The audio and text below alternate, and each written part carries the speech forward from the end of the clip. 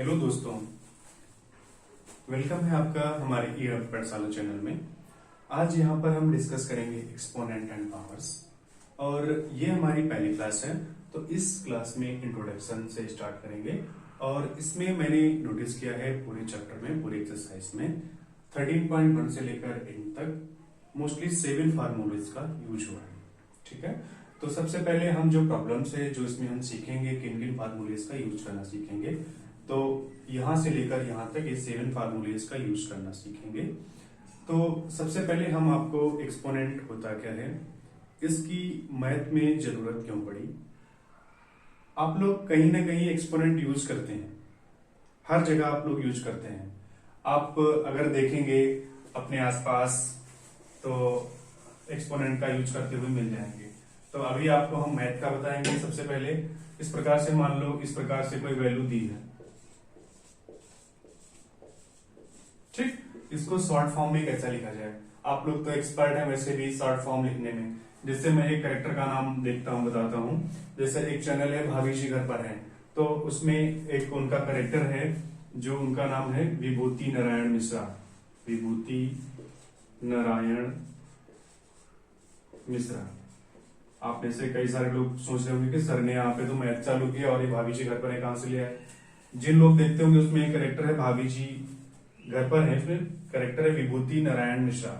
तो हम लोग भी उसका नाम एक्सपोनेंट में यूज करते हैं विभूति का। जैसे विभूति नारायण मिश्रा को सब लोग क्या प्यार से कहते हैं, क्या कहते हैं, विभू। उनकी वाइफ अनीता क्या कहती है उनको, विभू। मतलब इतने बड़े नाम को क्या वो एक दो शब्दों में लिख देती हैं। तो ये शॉर्ट फॉर्म हुआ ना। तो बड़े नंबरों को शॉर्ट फॉर्म में लिखना ही एक्सपोनेंट कहलाता है। जैसे यहाँ पे ये वैल्यू लिखी है, या तो आप इसको पढ़ लें, इसको करो try. Ones, tens, 100, 1000, 10,000, lakh, 10 lakh, crore. या तो 1 करोड़ इतना लंबा लिखो, या तो हम डायरेक्ट ना लिख दें इसको। इस वैल्यू को हम क्या लिख सकते हैं, जैसे विभूति नारायण मिश्रा को मैंने 2 शब्दों में खत्म कर दिया, अब इसको भी हमें 2 शब्दों में खत्म करना, तो कैसे लिखेंगे, 10, इनको पावर कितनी लगाएंगे, नंबर 0 गिन लो, 1 2 3 4 5 6 7, 10 टू पावर 7। हो गया ना कमाल की बात। तो एक्सपोनेंट कोई नया नहीं है, हमारे बीच हमेशा से ही उपस्थित रहा है। ठीक है, रामेश्वर नाम है, बोलते हैं रामू रामू। अब भी ऐसे अपने तुम्हारा कोई बड़ा फ्रेंड है, उसका बड़ा नाम है, उसको शॉर्ट फॉर्म भी कर देते हैं। तो ऐसे ही होता है कि बड़े नंबरों को छोटे नंबरों में कन्वर्ट करना, यानी कि छोटे फॉर्म में कन्वर्ट करना एक्सपोनेंट कहलाता है। और जब ये बात मैथ में आ जाती है, तो जब मैथ में बात आ जाती है तो ये कुछ फार्मूले लेकर आ जाता है। तो कुछ नहीं है, एक एक फार्मूले को हम इसी प्रकार से डिस्कस करने वाले हैं। यहां पर ये मैथ नहीं बचेगी, मैथ विद फन। अब ये बताओ, क्या आप ये कभी चीज भूलोगे कि हम तो एक्सपोनेंट पावर्स काफी पहले से यूज करते आ रहे थे, लेकिन हमको पता ही नहीं था। तो इसी प्रकार से एक्सपोनेंट और बेस ये सब होती क्या है, ये मैं आपको बता देता हूं। यदि कोई नंबर आपका फेवरेट नंबर है 10, इसकी पावर है 5, ठीक, तो इसमें बेस क्या रहेगा, और ये रहेगा आपका बेस। ये हो गया आपका बेस। और ये जो इसकी पावर लगी है, इसको पावर भी बोलते हैं, और ये जो आपका चैप्टर का नाम है इसे एक्सपोनेंट भी बोलते हैं, एक्सपोनेंट। ठीक, और इसका दूसरा नाम जो है वो क्या है, इसको पावर भी लिख सकते हैं। तो प्यारे बच्चों, अगर इस फॉर्म में कोई a की पावर b यानी कि 10 की पावर कुछ भी इस प्रकार से लिखा है, तो उसमें बेस पता होना चाहिए। बेस वो होता है जिसके ऊपर पावर्स लगाई जाती हैं, और इसको एक्सपोनेंट भी कहते हैं, और यूजुअल लैंग्वेज में से पावर ज्यादा बोला जाता है, 10 टू पावर इतना, 10 टू पावर इतना। ठीक, यदि इस प्रकार की चीजें आपको समझ में आ गई हैं, देन हम 7 जो इसके छोटे छोटे फार्मूले हैं जिन पर एक्सपोनेंट एंड पावर्स पूरा टिका हुआ है, हम उनको समझ लेते हैं और उनसे रिलेटेड एक एक क्वेश्चन कर लेते हैं। चलो हम आपको यहां से फिर से एक बार बताते जाते हैं धीरे धीरे। ठीक है, यदि आपको एग्जाम में कभी क्वेश्चन इस प्रकार से लिखा हुआ मिले यदि उस क्वेश्चन की बेस सेम हो, बेस मतलब मैंने लिख लिया 10 और 10 इसमें बेस सेम हो, ठीक, पावर डिफरेंट हो, एक की पावर 5 कर दो, एक की पावर 4 कर दो, ये क्वेश्चन में लिखा है। तो इसको सॉल्व करने का तरीका क्या रहेगा? या तो आप 10 की पावर 5 लिखें पहले, उसके जीरोस निकालें, फिर 10 की पावर 4 है, 10 को 4 टाइम्स करें, उसका आंसर निकालें। तो उससे अच्छा क्या है, एक हमारे पास नेट में फॉर्मूला जनरेट कर दिया गया है, उसी की सहायता से आप लोग कर सकते हैं। यदि बेस सेम होते हैं तो उनकी पावर यानी कि एक्सपोनेंट ऐड हो जाती हैं आपस में। तो यहाँ पे जो फॉर्मूला बनाया गया है, a की पावर m, a की पावर n, बेसेस सेम थी तो इनकी पावर्स आपस में ऐड हो गई। तो क्या हो गया, m प्लस n हो गया। किसी को कोई प्रॉब्लम? इसी प्रकार से सेम क्वेश्चन था तो आप लोग करके बताएं। बेस सेम थे, पावर अलग अलग थी, तो क्या हो गई, पावर आपस में ऐड हो गई। 5 प्लस 4 कितना हो गया? नहीं हो गया। इस प्रकार से आपको करना होगा। तो बताइए इसमें क्या प्रॉब्लम है? कोई प्रॉब्लम है? नहीं है, ठीक। तो बस इसमें याद ये रखना था, if bases are same and connected with multiply then powers are add, then power क्या हो जाएंगी, ऐड हो जाएंगी। चलो, यदि आपने पहला ये सीख लिया है तो कमेंट बॉक्स में एस करके भेज दीजिए। दूसरे क्वेश्चन पे आते हैं, बिल्कुल सेम है, पावर सेम। मान लो एक हम इस प्रकार से लिख सकते हैं 10, डिवाइड का साइन है, डिवाइड, बेस सेम है तो बेस वाला नंबर हम सेम रखेंगे यहाँ पे इस प्रकार से। साथ साथ में क्वेश्चन जनरेट करना बहुत फायदेमंद होता है। और m और n यहाँ पे पावर क्या है, डिफरेंट है। और ये यदि base are same, if base same है, डिवाइड से कनेक्टेड हैं, तो उनकी पावर आपस में माइनस हो जाएंगी, ठीक। और यहाँ पे कंडीशन है कि m हमेशा n से बड़ा होगा, ठीक। तो यहां पर क्या हो जाएगा, a की पावर m माइनस n, और जो कंडीशन यहां पे थी क्या, m is greater than n, ठीक। तो इस प्रकार से था, a की पावर m, a की पावर n, यहां पे कुछ भी लिख दो, 5 लिख दो, यहां पर 4 लिख दो। इसी क्वेश्चन को बेस सेम थे, पावर अलग अलग कर दी, तो आंसर हमारा किस फॉर्म में आ जाएगा, 10 की पावर 5 माइनस 4। तो यहां पे क्या हो जाएगा, 10 की पावर 5 माइनस 4 क्या हो जाएगा, 10 की पावर 1 और 10 लिखा जाएगा। आप लोग कह रहे हैं कि 10 की पावर 1 है तो 10 क्यों लिखा जाएगा? तो यहाँ पे मैं बताना चाहता हूं आप लोगों को आगे के लिए कि किसी भी नंबर की पावर यदि 1 होगी तो आंसर उसका बेस फॉर्म ही आएगा, मतलब 10 ही आएगा। और यदि 10 की पावर 0 होगी तो आंसर 1 आएगा। इस चीज को भी ध्यान रखना, और इस चीज को भी ध्यान रखना बहुत जरूरी है। कई क्वेश्चन इन्हीं दोनों आइडियाज की मदद से आपके सॉल्व हो जाएंगे, ठीक। तीसरा हमारा इंपॉर्टेंट फैक्ट क्या कहता है, यदि एक बेस हो, उसकी पावर कुछ हो, ब्रैकेट लगा हो, उसकी पावर कुछ और हो, n हो, यानी कि a की पावर m ब्रैकेट क्लोज और उसकी पावर n हो।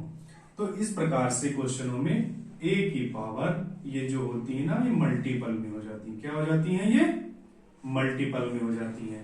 जैसे एक बेस दिया हुआ हो, उसकी पावर 2 दी हुई हो और होल की पावर 3 दी हुई हो, तो हमारा फार्मूला क्या कहता है, यदि क्वेश्चन इस प्रकार से जनरेट किया गया हो तो क्या होगा, 10 की पावर 2 इंटू 3 हो जाएगा। तो 2 इंटू 3 क्या होता है, 10 की पावर 6 हो जाएगा। देख लीजिए, यदि एक बेस हो, उसकी पावर हो, फिर होल का पावर हो, तो a की पावर m इंटू n हो जाएगा। देखिए हमारे बच्चों, क्या समझ में आया है, इसका स्क्रीनशॉट आप लोग ले सकते हैं।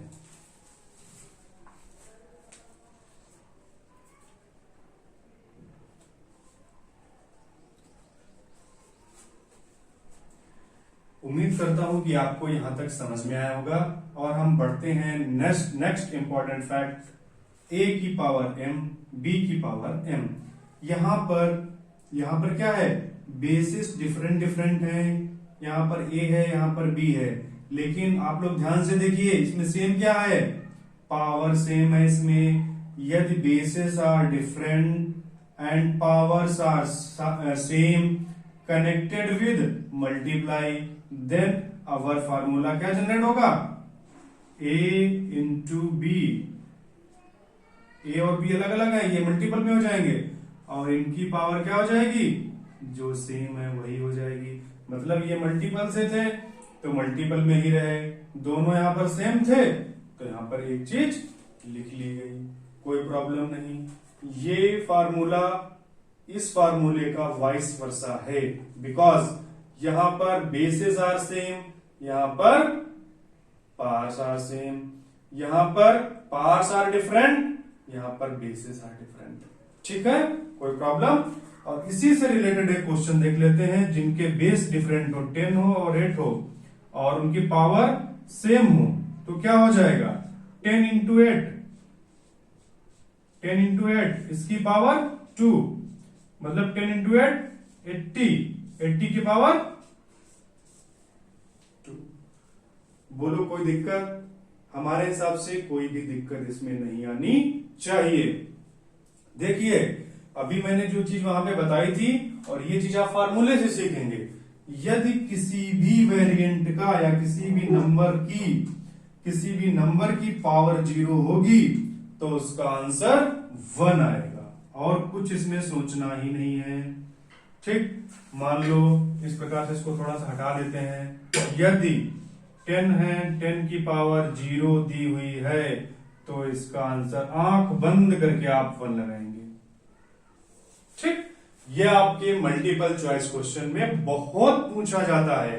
और हम बच्चों आपको बता दें, हमें ये क्लास 1 से लेके 10 तक पढ़ाने का ICSC, CBSE, UP board English और हिंदी मीडियम पढ़ाने का 7+ इयर्स का एक्सपीरियंस है। तो मैं बताता हूं जो जो चीजें हम आपको बताएं वो चीजें आप आंख बंद करके भरोसा कर लीजिए। आप जब एग्जाम में बैठेंगे या एक्सरसाइज सॉल्व करेंगे तब हमारी ये बात आपको याद आएगी। ठीक है, ठीक है। आगे a की पावर 0, यदि किसी भी नंबर की पावर 0 देन आंसर 1, ये तो रटाया। और यहां पे मैंने एक बात बताई थी, किसी की पावर 1 तो आंसर वही आता है, 10 ही आता है, बेस फॉर्म में ही आता है। जो सबसे इंपॉर्टेंट और कुछ नया सीखने के लिए जो सबसे ज्यादा बच्चे 90% गलतियां करते हैं, जो मैंने अपना ऑब्जर्व किया 7 सालों में, वो ये है, यदि कोई बेस है और माइनस फॉर्म में दिया है, दो कंडीशन अलग अलग, उनकी पावर जो है इवन नंबर में दी हुई है, मतलब 2, 4, 6, 8, 10, 12, मतलब जो इवन नंबर हो, इवन नंबर मतलब जो 2 से डिवाइड हो जाएगा तो आंसर प्लस में आएगा, बस और कुछ नहीं समझना है इसमें। इस प्रकार से आंसर किसमें आएगा, प्लस में, यहां पर वैल्यू आ जाएगी, जो भी आंसर आएगा वो प्लस में आएगा। और उसी का वाइस वर्सा, यदि बेस माइनस फॉर्म में दिया हुआ है और उसकी पावर ऑड नंबर में दी हुई है तो क्या होगा, ऑड नंबर 1, ऑड नंबर कैसे हो जाएंगे, 1 से, जैसे 11 लास्ट में आ गया, 1 को इसलिए कंसीडर कर रहे हैं क्योंकि अगर 1 ही आएगा पावर तो आंसर वही आएगा। 1 हो गया, 3 हो गया, 5 हो गया, 7 हो गया, 9 हो गया, 11 हो गया, 13 हो गया। इस प्रकार से जो नंबर 2 से डिवाइड नहीं होते हैं उन्हें ऑड नंबर कहते हैं। जब ऑड नंबर आएंगे तो हमारा आंसर माइनस में आएगा और यहां पे जो उसकी वैल्यू होगी वो आ जाएगी। कोई प्रॉब्लम, ये इतनी जल्दी समझ में नहीं आया होगा, इसीलिए मैं इसका एक एग्जांपल बताता हूं, अभी आप लोगों को समझ में आएगा। मैं इसको इरेज कर देता हूं, यदि आप लोगों को नोट करना हो तो आपको वीडियो बैक करके दोबारा देख लेना। ठीक, ये 10 है और ये माइनस लिखा हुआ है, और यहाँ पे इसमें कह रहा था कि ये इवन नंबर में हो। इवन नंबर में क्या होगा, ये -10 हो जाएगा। इवन नंबर में मान लो क्या होता, 4। चेक कैसे करेंगे कि इवन है कि ऑड है। यदि ये नंबर 2 से डिवाइड हो जाएगा तब तो इवन, जब इवन आ जाएगा तो प्लस में आंसर आएगा। तो यहां पर डिवाइड करके देख लो, क्या 4 जो है 2 से डिवाइड होता है? Yes, we can set that 4 is divided by 2। 2 1 जा 2, 2 2 जा 4। यहां पर 4 2 से डिवाइड हो रहा है, तो हम कह सकते हैं कि ये इवन नंबर है। जब पावर इवन नंबर में होगी तो आंसर हमारा प्लस वैल्यू में आएगा, कोई प्रॉब्लम नहीं होनी चाहिए। जब आंसर हमारा कुछ भी आएगा, लेकिन हम यह बंद कर सकते हैं कि उसका साइन जो है प्लस में आएगा। अब इसको सॉल्व कर लेंगे। सॉल्व कैसे करेंगे? -10 इंटू -10 इंटू -10 यहां पे इंटू -10 इंटू -10 कितनी बार हो गया? 1 2 3 4 टाइम्स हो गया। ठीक, इसको सॉल्व कैसे करेंगे? यदि सारे नंबर मल्टीपल से कनेक्टेड हों और 1 1 1 1 हो या और कोई अदर नंबर हो, तो सबसे पहले नंबर नंबर नंबर नंबर का मल्टीप्लिकेशन कराएंगे। यानी कि 1 को 1 से मल्टीप्लिकेशन कराएंगे तो क्या मिलेगा? 1। ठीक, यहां तक का हो गया। फिर 1 से 1 का मल्टीप्लिकेशन कराएंगे तो क्या आएगा? तब भी 1 ही आएगा। फिर 1 से 1 का कराएंगे तो क्या आएगा? 1। यानी कि 1 इस प्रकार से सारे कनेक्टेड है, तो फिर क्या आएगा आंसर? 1 आएगा। और नंबर ऑफ जीरोस आगे लगा दो, बस आपका मल्टीप्लिकेशन हो गया। साइन हमने कैसे डिसाइड किया था कि साइन इसके पहले कौन सा लगेगा? प्लस लगेगा कि माइनस? तो हमने देखा था कि इवन नंबर है 4, तो हम आंख बंद करके कह सकते हैं कि ये प्लस में वैल्यू आएगी। ठीक, किसी को कोई प्रॉब्लम नहीं होनी चाहिए। इसी प्रकार से इसका वाइस वर्सा, मतलब इसका अपोजिट जो है, इस प्रकार से यदि यहां पे -10 होता और यहां पे ऑड नंबर होता, क्या होता? ऑड नंबर होता। ऑड नंबर क्या होता है? जैसे -10 की पावर, ऑड नंबर कोई भी बता दो आप, 3, 2 से डिवाइड नहीं होगा, और हम इसका आंसर पहले ही बता देंगे कि जो भी आएगा ना माइनस में आएगा, और वैल्यू यहां पे लिख देना। ठीक, जैसे -10 3 बार है ये, तो 3 बार लिखा जाएगा -10 इंटू -10 इंटू -10। ठीक है, तो मैंने आपको बताया साइन का आपको टेंशन छोड़ देनी है, क्योंकि आपको पता है साइन आपका माइनस में पहले से ही आ चुका है। नंबर नंबर का मल्टीप्लिकेशन करेंगे तो 1 1 जा 1, फिर 1 हो गया, फिर 1 1 जा 1, तो मतलब ये 1 ही आएगा। नंबर ऑफ जीरोस ऐड कर लीजिए, 1 2 और 3, तो आंसर 1000 आ गया। लेकिन यहां पर भी आपको सोचना नहीं कि साइन कौन सा लगाना, क्योंकि हम यहां से पहले से ही फाइंड करके बैठे हैं कि साइन माइनस का होगा, तो ये आपका आंसर हो जाएगा। बताइए, ये जो मैंने 7 फॉर्मूले बताए हैं आपको समझ में आए या नहीं? जो भी कमियां हैं, जो हमारे समझाने में अंतर रहा हो, वो आप डिस्क्रिप्शन बॉक्स में लिख कर भेज सकते हैं। अगली क्लास में हम उस चीज का सुधार करेंगे। हम एक चीज का आपको भरोसा दिलाते हैं कि यदि आप हमारे साथ क्लास 8 की ये मैथ पढ़ लेंगे, तो उम्मीद करता हूं कि आपको बेस से रिलेटेड कभी कोई प्रॉब्लम नहीं आएगी, क्योंकि मैं उन चीजों को शामिल करता हूं, बताता हूं इतने प्यार से, क्योंकि मैंने देखा है बच्चे कहां कहां पे गलती करते हैं। आपने यहाँ पे अभी तो प्रैक्टिस कर ली है, यदि आप घर में प्रैक्टिस नहीं करेंगे तो आप भूल जाएंगे। तो हमारा एक ही सुझाव है कि ये सारे आप फॉर्मूले लिखें, फिर इनसे रिलेटेड जैसे मैंने एग्जाम्पल बनाए हुए हैं, आप लोग भी इनसे रिलेटेड एग्जाम्पल अपने घर में बनाएंगे। देन ये आपके लिए क्लास बहुत ही अच्छी होगी। तो उम्मीद करते हैं कि ये क्लास आपके लिए यूजफुल रहेगी। Thank you for watching E hub पाठशाला। ई हब पाठशाला।